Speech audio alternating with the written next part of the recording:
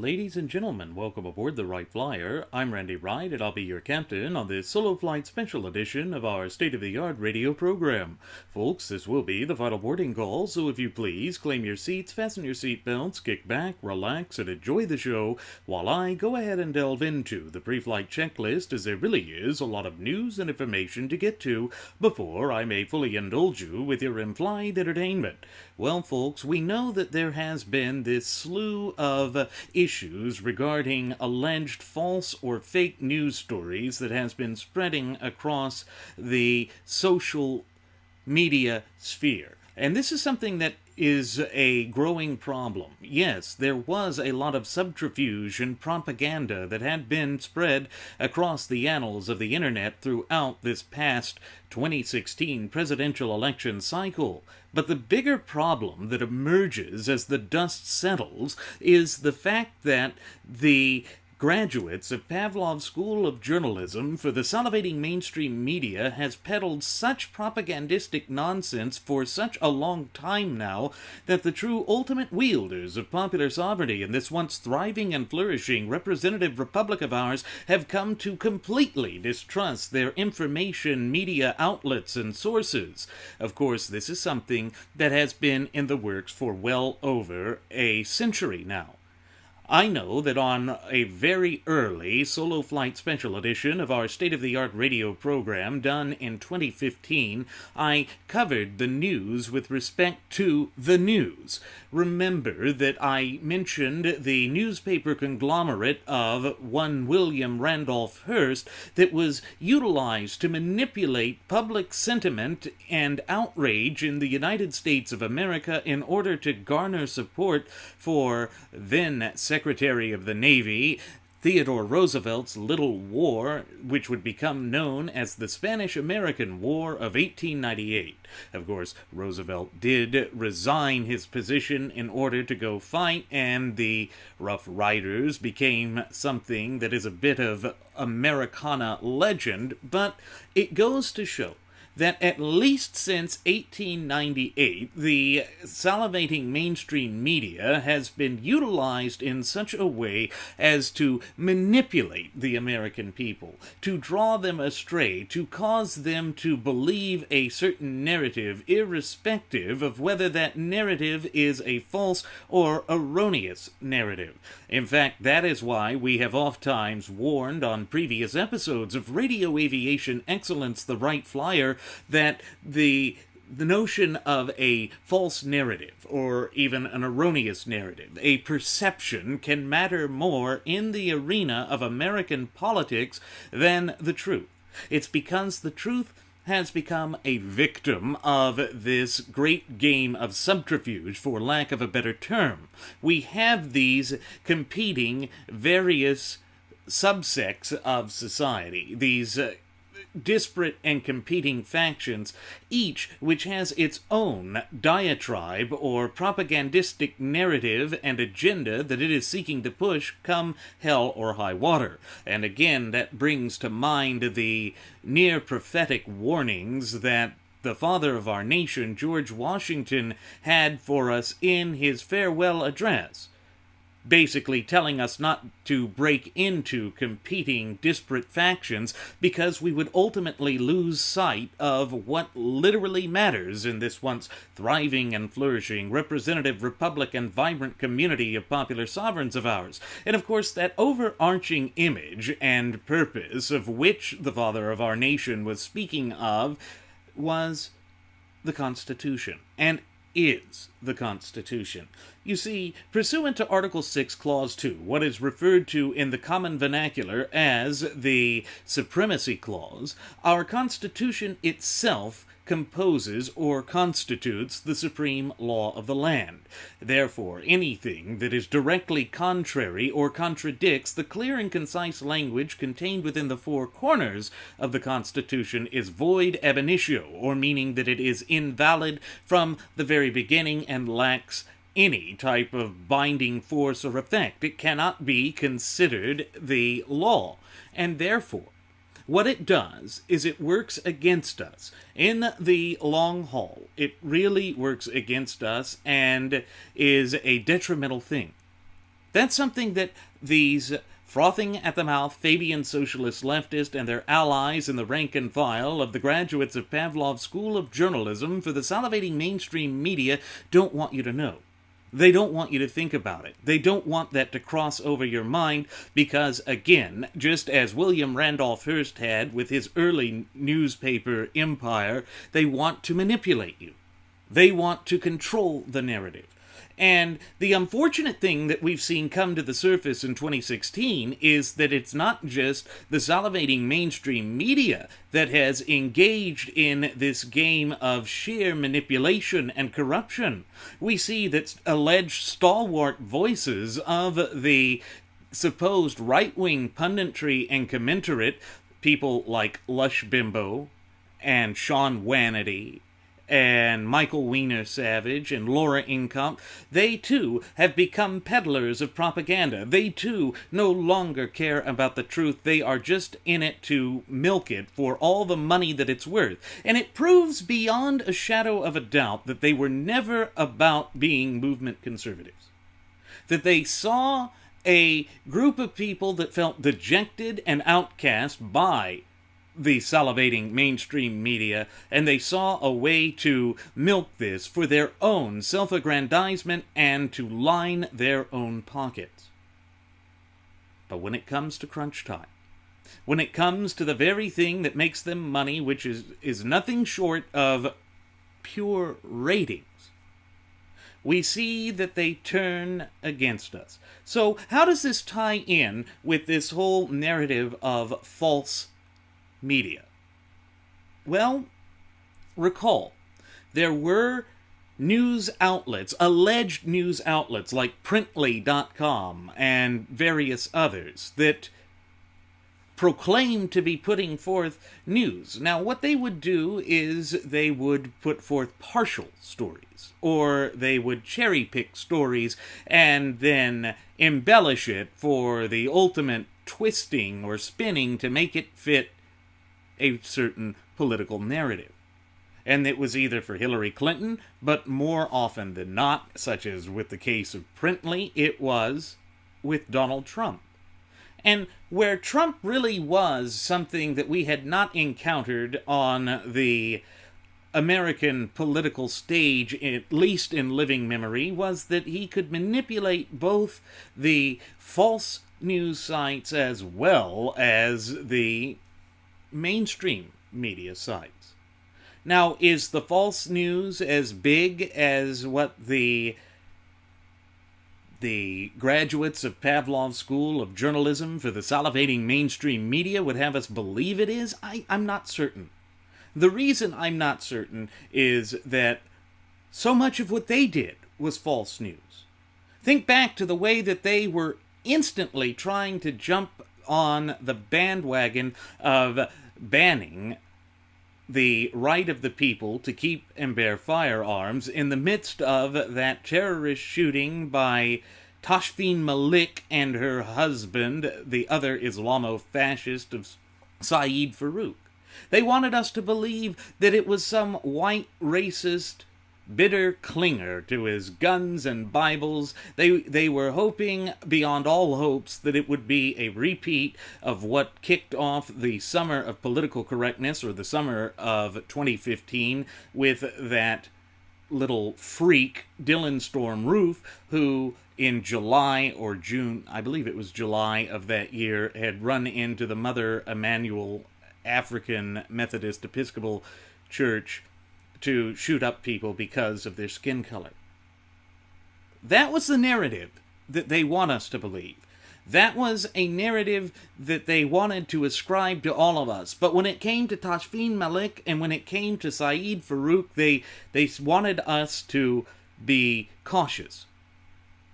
And of course, the leadership or alleged leadership that we've suffered under with the 2 terms of the Barack Hussein Obama regime just rushed out to the cameras of the graduates of Pavlov's School of Journalism for the salivating mainstream media to lambast us for alleged Islamophobia. You see, they make up terms. They use false terms, these magic buzzwords, in order to make people shut down their mental faculties, to rawly emote so that they are thereby more easily manipulated.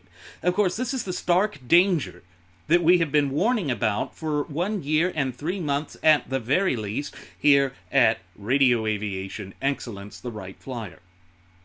And so when we see the narrative of false news sources, it makes me wonder, why is it that the salivating mainstream media waited until now?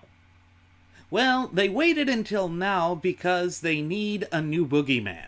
They need someone to go after again in order to try and regain some of the credibility lost.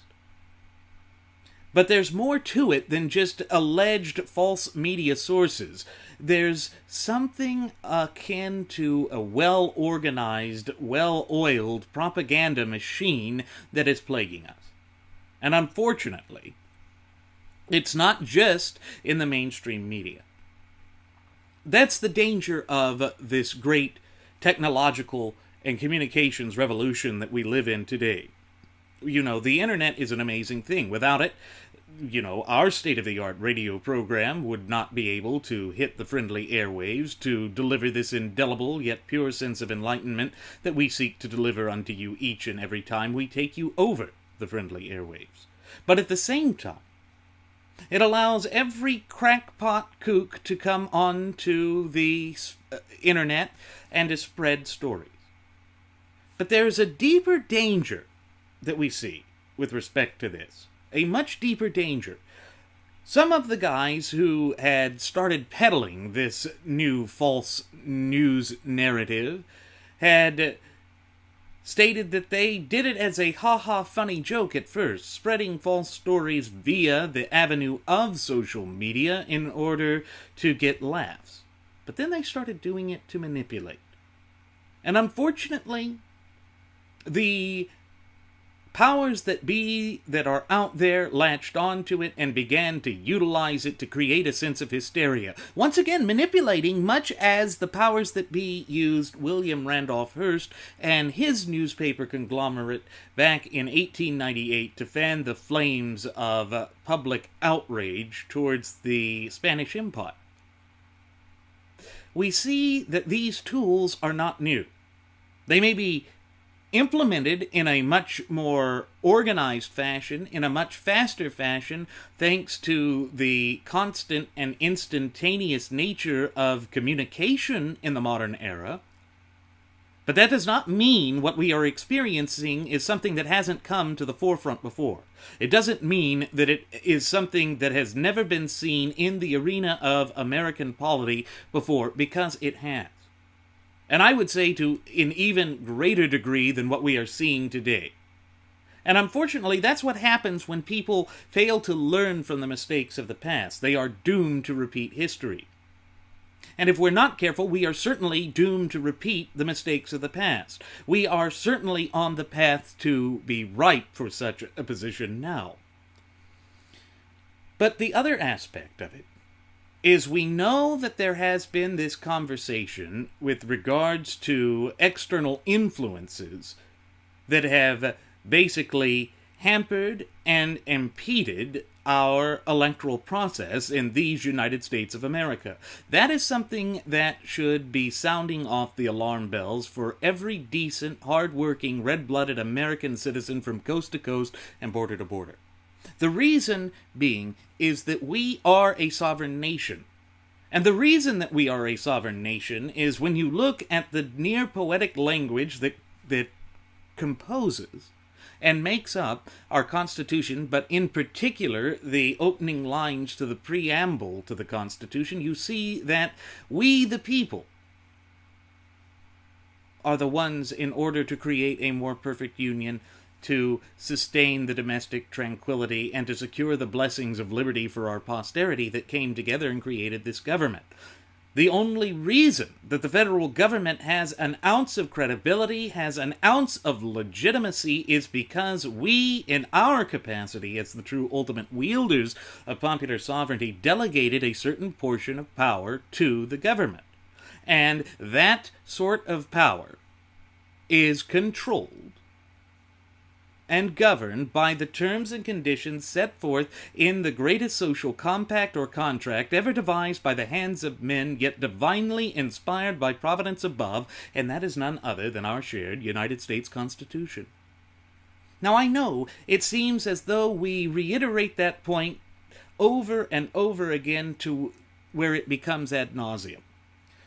But the reason that we repeat this point is it is a point that has been ignored by the graduates of Pavlov's School of Journalism for the salivating mainstream media, by the educational institutions in the United States, and by various other groups and personnel.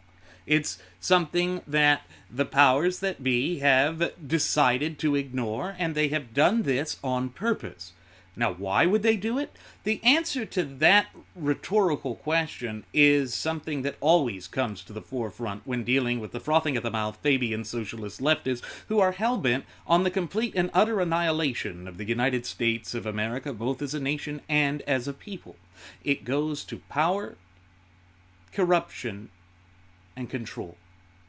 As the great contemporary author and political philosopher Alexis de Tocqueville, who admired America during her halcyon days, said that it would push towards a soft despotism if we were to embrace socialism, because socialism is just a new age form of feudalism. It goes once again back to that trifecta of power, corruption, and control. In feudalism, you had a caste system in which it was highly stratified. You were not allowed to move. You could not easily get from one caste to the other. You had those who were the preachers, those who were the fighters, that's your nobility led by the king, and then there were the peons, the peasants, or, to use the proper English term for them, the villains. Isn't it funny? We know the term villain today has the connotation of something wicked and evil, but actually it's a Middle English term that refers to serfs. The landed peasantry that had to ask permission from their lord, their liege lord, as to whether they could live there, whether they could marry, whether they could travel, whether they could even cut down the foliage to have their own fires. They were micromanaged in the facets of their daily lives from cradle until grave. That was their destiny, from birth until death. And what you see with all of these social spending programs, the government is attempting to create an entitlement-minded class. They think they're entitled to these things, just as the serfs thought they were entitled, but actually they're only entitled as long as they pay the correct homage to government. And that the government that giveth is also the government that can taketh away. That is the danger that we are facing. And that is why Alexis de Tocqueville, in his sagacity, said that those who were pushing for socialism were, in point of fact, no different in any way, shape, or form from the feudalists of that bygone era. And it's funny, because the alleged economist Karl Marx, who said that history is linearly progressive, meaning that it's not cyclical at all, that it just moves in one line from point A to point Z, said that feudalism is the starting point.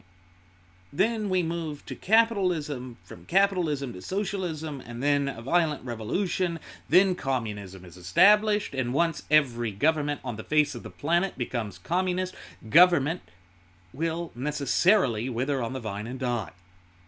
That is so unrealistic First and foremost, it denies the human ambition. What makes government ambition vanish on the vine, particularly when you have a command and control style economy centralized in the hands of an upper crust elite? It doesn't change. And that's the other thing. He ignores the cyclical aspect of history and the fact that socialism is just a rehashing of feudalism, and that communism is just a rehashing of socialism with even harsher penalties, essentially making anyone who is not directly affiliated with the government a villain. You see the problem.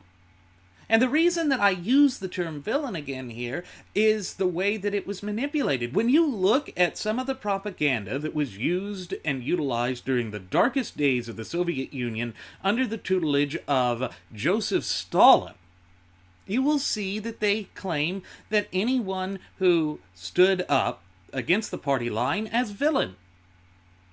It was a term that was used as a form of subterfuge and propaganda to bamboozle the people, to ultimately convince them that what the government was doing was always in their best interest, when in fact nothing could be further from the truth. What they were doing was peddling in disingenuous fluff, and they were trampling upon, with carte blanche, the rights of their citizens.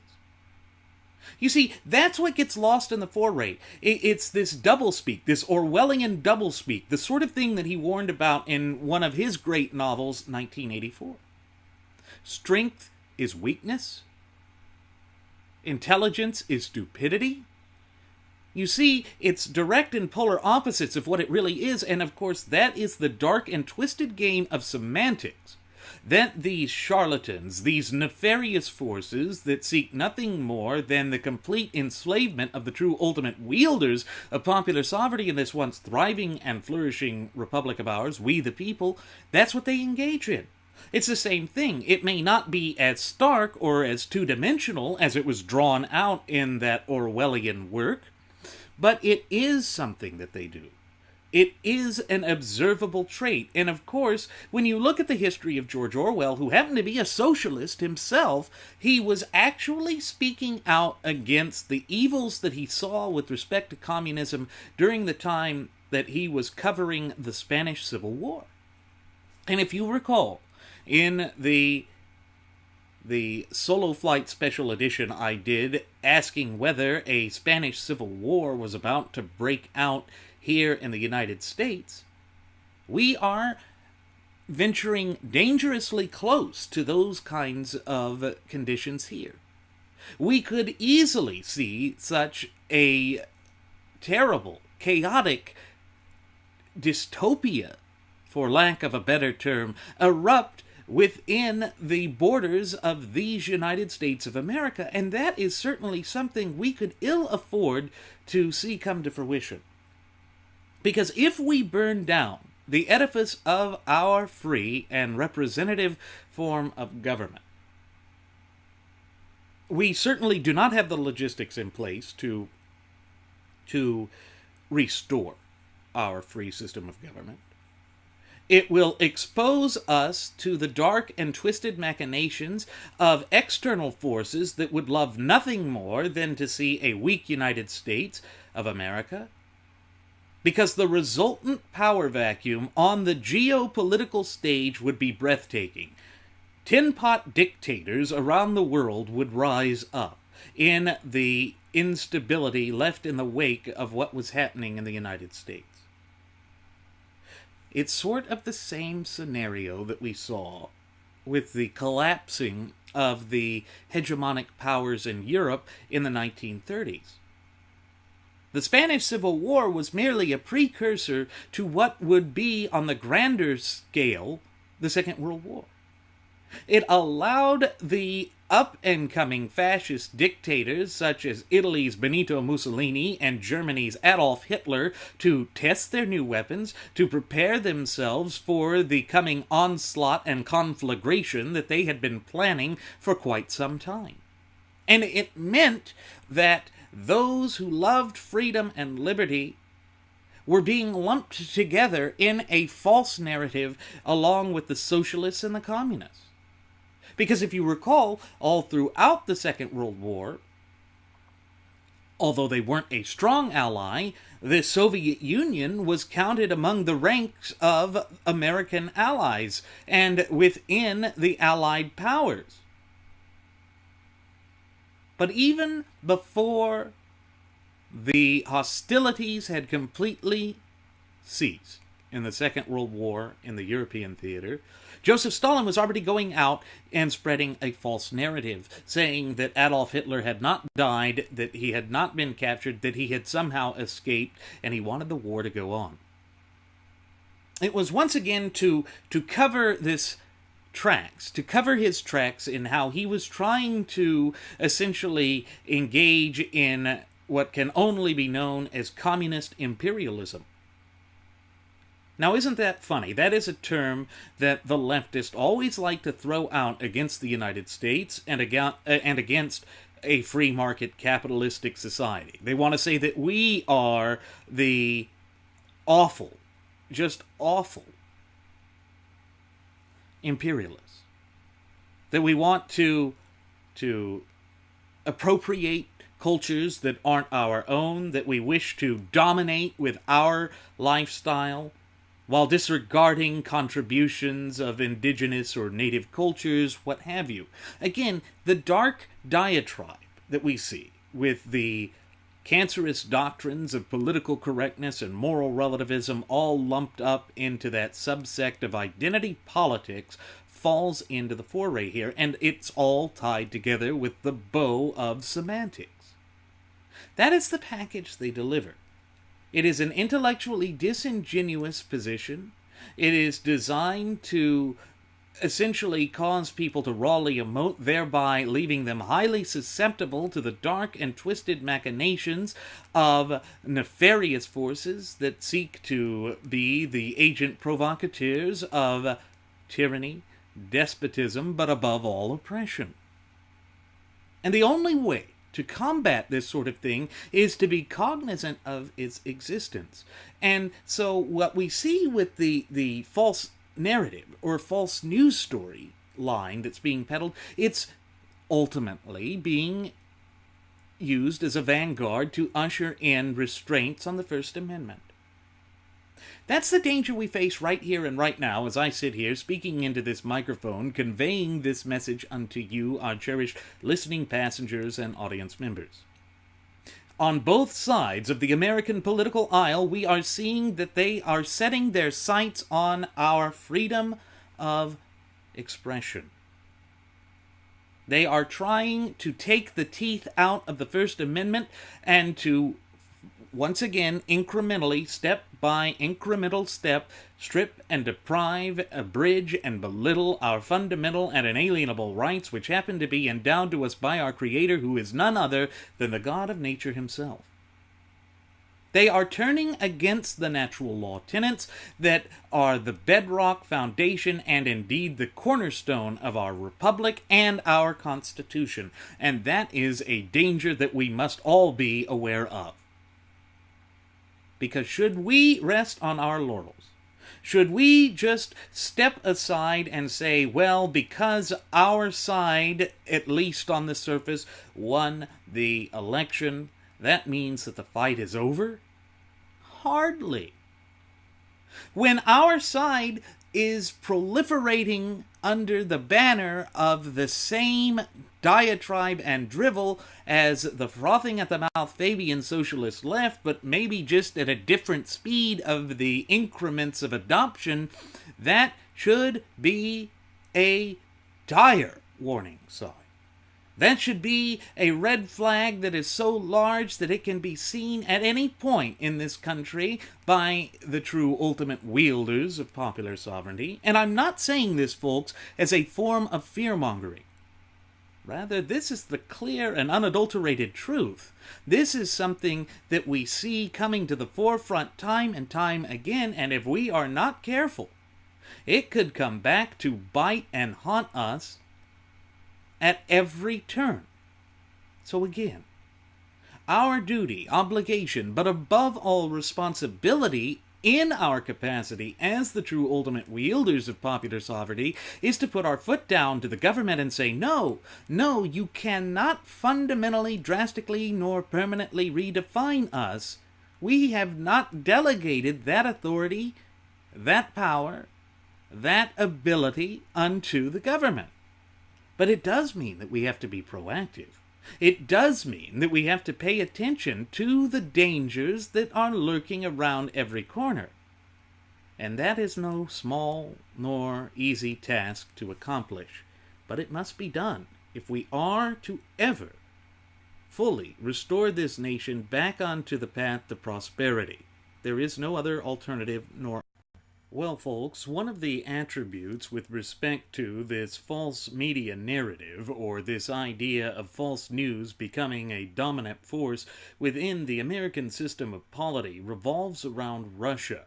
We know that throughout the 2016 presidential election cycle that Russian troll farms existed.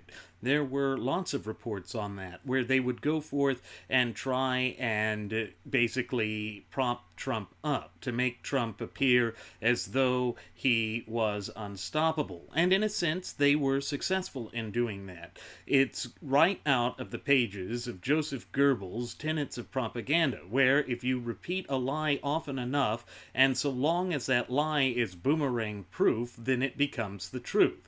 That is something that the frothing at the mouth Fabian socialist leftists and the fascists in the history of the political arena have managed to accomplish. It's something that they believe is a way to operate. And of course, it's right out of George Orwell's magnum opus of 1984. Big Brother, the euphemistic name for the government, would constantly engage in creating subterfuge, constantly contradicting itself, creating a new false narrative that was to become the truth, and it was repeated enough through state-controlled media in that story that the people just went along with it. Because if you dared to question it, you were shuffled off to a re-education camp, tortured, and forced to become right with society again. That sort of twisted, dystopic view of the world is something that has become a centerpiece of the modern arena of American politics, and it's both dangerous and disgusting. I say it's disgusting because it goes against the true hopes, dreams, and future aspirations of the ultimate wielders of popular sovereignty of this once thriving and flourishing representative republic of ours, we the people of the United States. We are based upon a notion of being a free and ruggedly individual people. We are based on the two fundamental pillars of self-accountability and self-responsibility working in tandem to give us self-determination. Of course, the nefarious political actors, the political elitist or current political powers that be, do not want us to be ruggedly individual. They want to be able to flex their political muscles and to control everything. And it's not just limited to the United States. We have warned on previous episodes of Radio Aviation Excellence, the Wright Flyer, during the 2016 election cycle that there were external influences that were threatening our hegemonic position as well as our position of sovereignty. Without sovereignty, and without we being able to be free actors, we fall into the dangerous trap of losing sight of who we are, both as a nation and as a people. Of course, this is what the frothing at the mouth Fabian socialist leftists, also known as the progressive movement, have been working for meticulously and tirelessly during the past, century and a half. They have been stalwart in their efforts to incrementally push America further to the left. Now, a lot of the arguments that we've seen put forth by the loudest acolytes of President-elect Donald J. Trump is that we had to support him because he was a straight shooter, that he called things as they were, and therefore he would put an end to the twin cancerous doctrines of political correctness and moral relativism. Of course, that is wishful thinking on their part. When you actually look at the great plethora of things that the man has said throughout his 30 to 40 plus years in the public spotlight, you can see without any uncertainty that nothing could be further from the truth. The man has espoused progressive positions and views for the vast majority of his 70 years spent on God's green earth. And of course, that's what my first officer Jeremy Grapenton and our first Air Marshal Mr. Nelson Ward, as well as yours truly, have attempted to warn you about on previous episodes of Radio Aviation Excellence, the Wright Flyer. It is one of those great dangers that simply cannot be ignored. It is too great of a threat to who we are, both as a nation and as a people, and it really is something to be cognizant of, to be very wary of. Because when you stop and think about it, the thing that they are doing, the various attributes that they are attempting to force upon us are just dangerous. There is no other way to refer to it other than as dangerous. And the longer that they are able to carry forth with that, the more difficult it will be for we the people, in our capacity as the ultimate wielders of sovereignty, to place this nation back on to the path to prosperity. And again, it also further stresses a point that we have reiterated so many times at the Wright Flyer, that in order to empower yourselves, you have to foster that fluent and working knowledge and understanding of our shared United States Constitution, and thereby your fundamental and inalienable God-given rights. Of course, that's something that has been lost in the foray. It's something that is dangerous, because the more we think about it, and the more that we have these problems going through, it just places us in one of those dangerous spots. A dangerous spot that cannot so easily be overcome. And part of it goes into the sort of Russian connection, for lack of a better term, that we've been seeing. It's a danger, a true danger, and it shows no signs of improving at any point in the foreseeable future.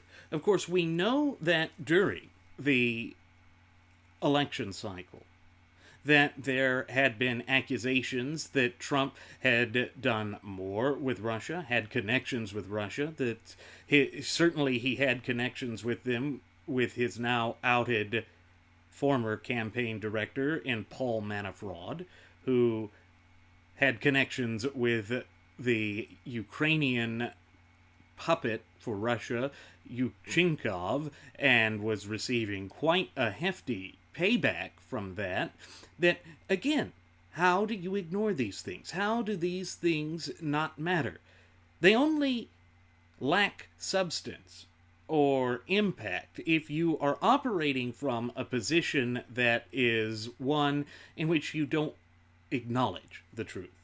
That you yourself are engaging in the type of subterfuge that is nothing short of propaganda. And that's why the false news narrative has been such a dominating feature in the past several days and weeks. It's because the media is realizing that they were caught with their proverbial pants down, and that they have lost any sliver of credibility with the true ultimate wielders of popular sovereignty, we the people. And so they now have to create more subterfuge, but it's not mere subterfuge. The greatest propaganda always has a modicum of truth as its basis and foundation.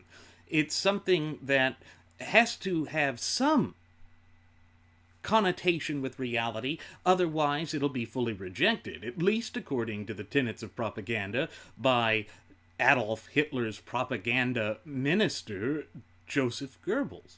And so as we focus on these deleterious impacts and the fact that Russia has been an external influence on our system of polity, we have to recall some of the ways that President-elect Trump himself attempted to obfuscate the truth with this, to to throw out more subterfuge in order, in a failed attempt to distance himself from the light of reality and the light of truth that was exposing him for the fraud and charlatan that he truly is.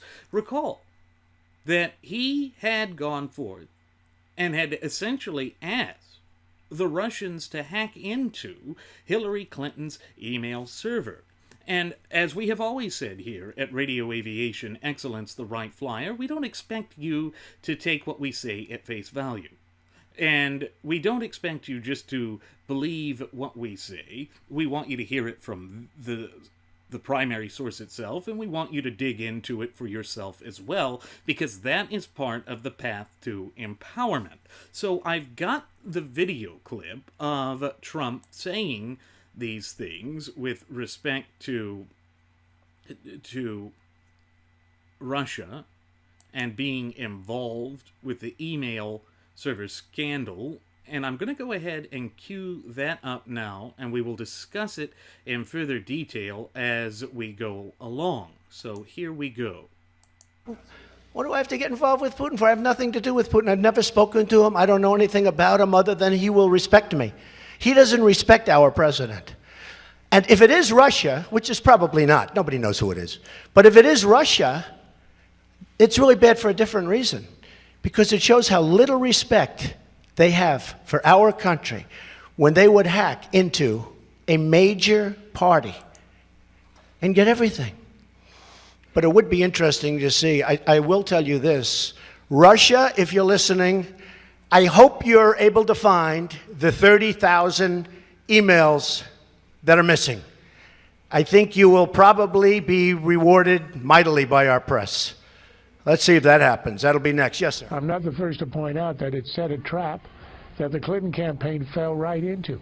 In that statement that you showed from the Clinton campaign, it said, you know, you're inviting a foreign power to invade our national security. Now, these are the emails. So what we're seeing from all of this is that there is an effort here to essentially claim that a trap was set, that a political ideology had been put forth that was one in which it could be construed as a brilliant political move, when I don't think that's the case. We're not discussing the danger of this. For those who want to have stronger ties with Russia, I want you to recall that Vladimir Putin got a start in Soviet intelligence, also known as the KGB. That was their spy agency. That was the agency that worked relentlessly and tirelessly towards undermining the United States, towards pushing us into the untenable and unsustainable situation where we would ultimately collapse. And recall that when the Soviet Premier Nikita Khrushchev appeared in front of the United Nations to speak to the cameras of the graduates of Pavlov's School of Journalism for the salivating mainstream media back in the 1950s, he said we would bury you, that we wouldn't have to destroy you externally, that they could destroy the United States from within. And that ties into the way that they infiltrated the United States on multiple occasions. Think of the case of Ruth and the Rosenbergs, Ruth and Ethel Rosenberg. They were basically spies that were giving very sensitive information to the Soviets that helped them get more contacts with respect to the top-secret Manhattan Project that allowed the Soviet Union, under the dangerous and tyrannical dictator of Joseph Stalin, to enter into the nuclear arms race that sparked off the Cold War. Sparked off that generations-long conflict in which mutually assured destruction, also known as détente, live and let live, became the apparatus of the world. It was essentially a ticking time bomb in which we were all afraid of the nuclear holocaust and the ramifications that would erupt if we went down a reckless path. And it was very easy to fall into the trap of going down a reckless path because of the dangers that had been set up. Now, the dangers of which I speak are that someone's feelings could be hurt like that, and that would be enough to push a button to begin the meltdown. We can ill afford to return to that kind of mindset, but that is a danger we face with Russia exerting the type of influence and power and control that it has been in 2016, the way that it's been involved in some of the hot spots in the world, and let's face it, Russia's interests do not align with those of the United States.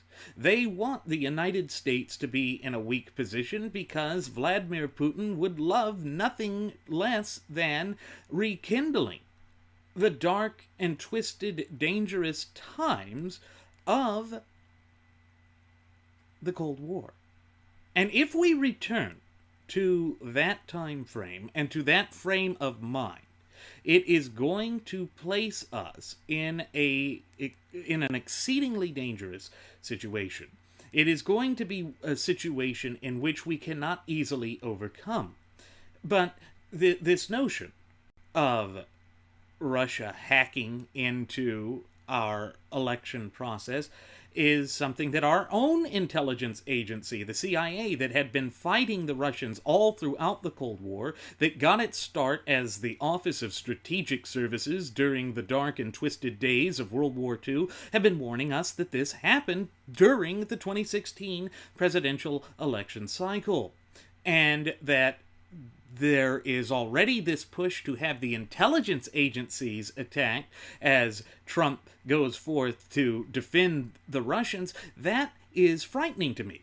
And it should be frightening to every decent, hard-working, red-blooded American citizen from coast to coast and border to border in this once thriving and flourishing representative republic and vibrant community of popular sovereigns of ours. Why? Because we see that these external influences are now being allowed to become the central focus, the central focal point of how our system of polity works. And so we go further and further away from the clear and concise language contained within the four corners of our shared United States Constitution, which is the supreme law of the land pursuant to the Supremacy Clause, or Article 6, Clause 2, into strong-arm and bully-style politics.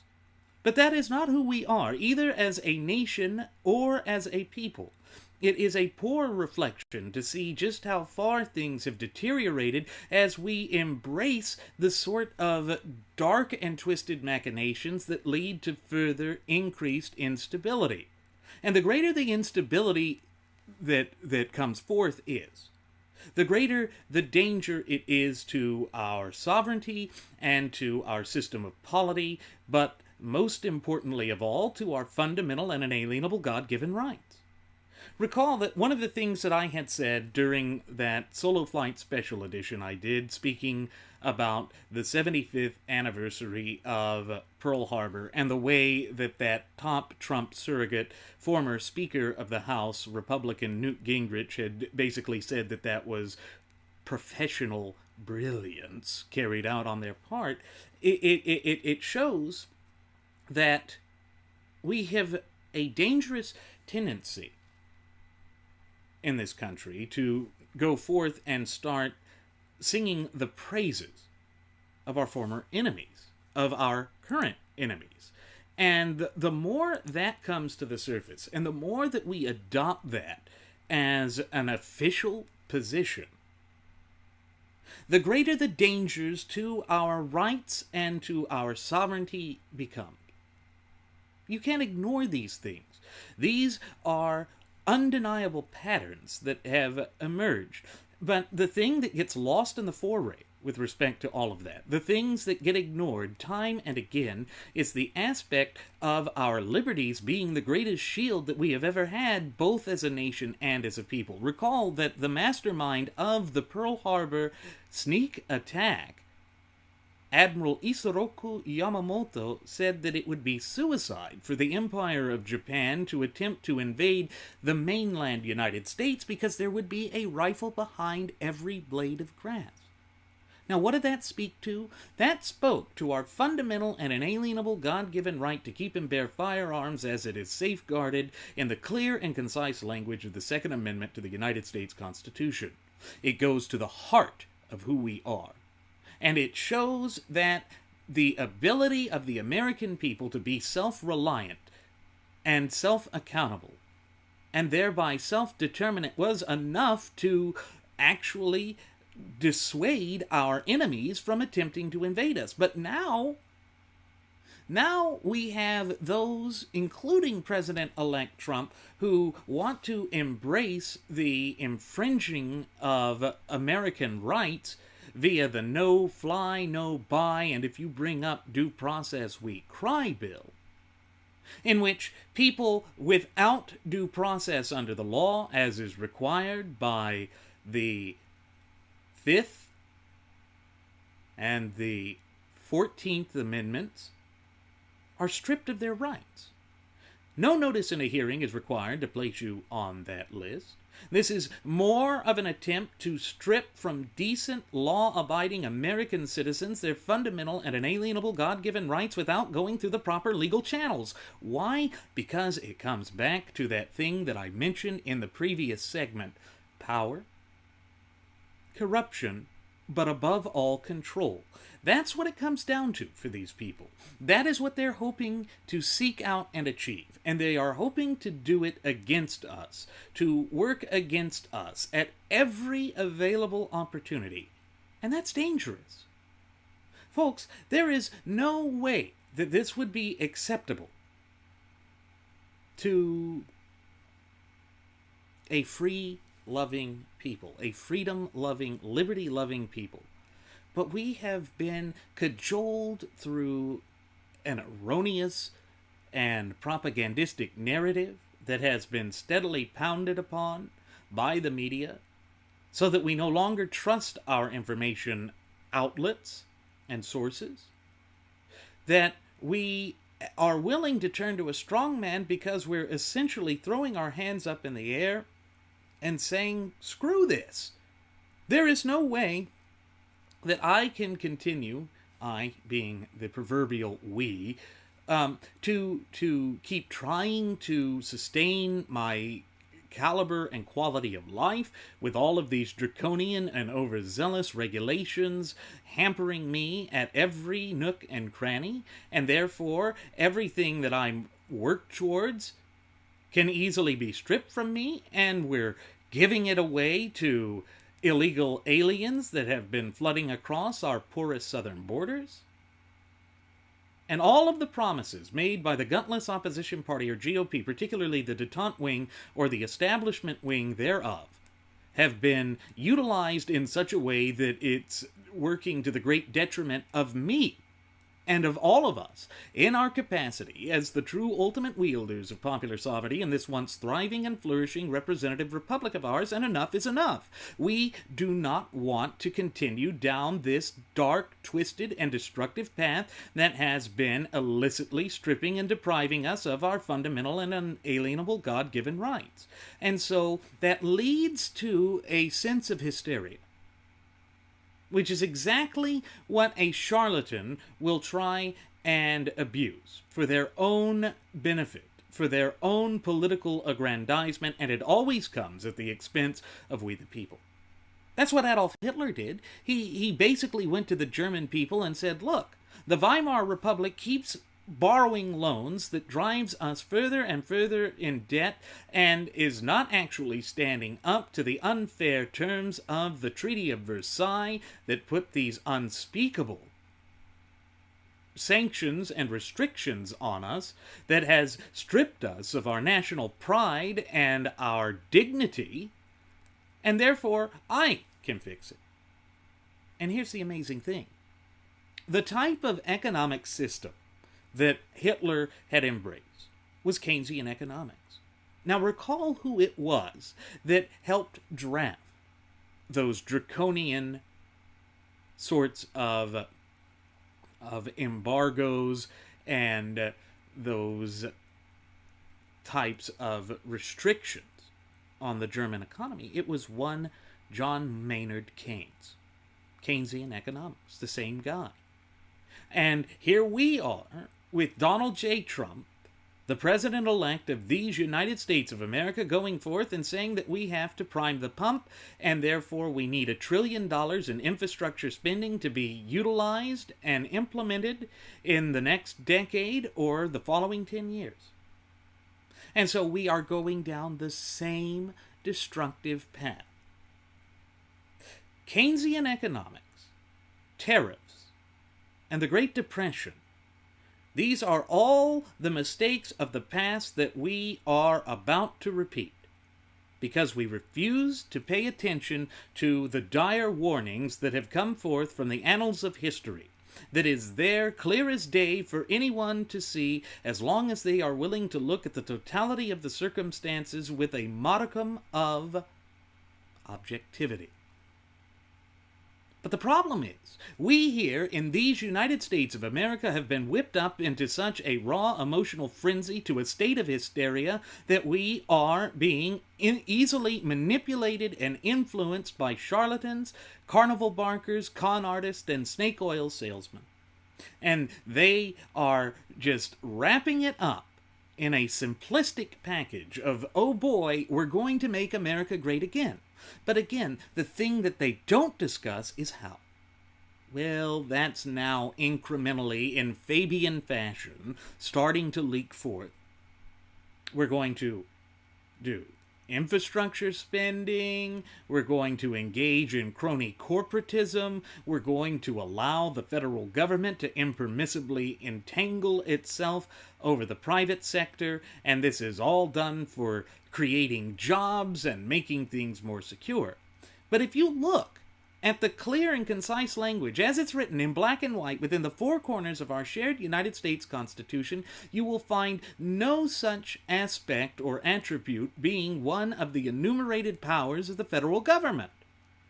And recall that based on the tenets of federalism, which is actually based on the natural law tenets or the natural order of things, the federal government is one that is supposed to be explicitly limited on the power that it has. In other words, in order for the federal government to operate in a legitimate fashion, it must trace its governing authority back to a power that was specifically enumerated unto it by the clear and concise language of the Constitution. That should be simple. The Constitution is written with such a vernacular that it can be understood by a fifth grader. It may be archaic a bit by modern standards, but it is clear, it is concise, and it is the longest contiguous or uninterrupted running constitutional document throughout the entire course of human events. In other words, in all of world history, we have never created a more open, honest, free, nor stable or secure government and system of government than we have here in these United States of America. But you don't hear that from Trump. If you listen to the way that he's gone on this thanking tour or this tour of gratitude, it's always more of the same. We've become a third world country. We don't win anymore. I got smally hands and perfect hair forever. And we're going to make America great again. How are we going to do that? Well, I got perfect hair, so don't question me. That's what it comes down to. It comes down to a system of retribution and revenge. The tweet that he did against Boeing was actually a warning shot to the CEO of Boeing that had warned that he was worried about what Trump was going to do. The attack that he did against the carrier union guy, and don't get me wrong, we don't like unions here at Radio Aviation Excellence, the Wright Flyer, but we don't like thin-skinned orange charlatans and dictators either. But he went after him for saying that the numbers were wrong and that essentially Trump was lying out his posterior. Now, I did nicen the language in that a bit, but that is something that should be a concern. What is he going to do when the first foreign leader gets up there and calls him an orange-faced idiot? An orangutan of the worst order? It's frightening to think about because he lacks common sense. He lacks an ability to think before he speaks, to think before he goes out and creates a Twitter storm.